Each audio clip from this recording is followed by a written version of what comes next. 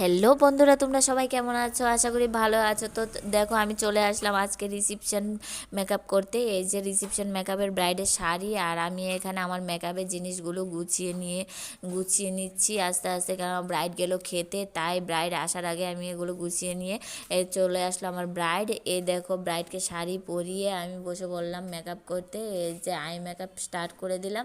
বলছে আমার ব্রাইড, বলছে আই মেকআপটা একটু ডিপ করে দেবে। আমি ওর মন মতো সেরকমভাবেই করে দিলাম। তারপর চলে আসলাম হেয়ার স্টাইলটা বলছে আমার একটু সামনের দিকে একটু নর্মাল, একদম নর্মাল মতো করে দেবে। আমি ওর মনের মতো সেরকমভাবে সাজিয়ে উঠতে পারলাম।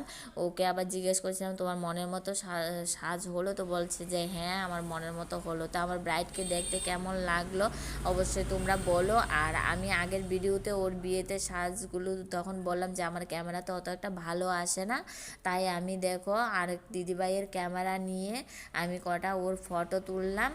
তো এই যে আমার দিদিভাইয়ের ক্যামেরাতে ফটো তোলা ফটো কটা দিয়ে দিলাম কেন তোমাদের দেখানোর জন্য। তো অবশ্যই কমেন্ট করে বলো আমার ব্রাইডকে কেমন লাগছে, আর ভিডিওটা ভালো লাগলে অবশ্যই লাইক করে দিও একটা বন্ধুরা।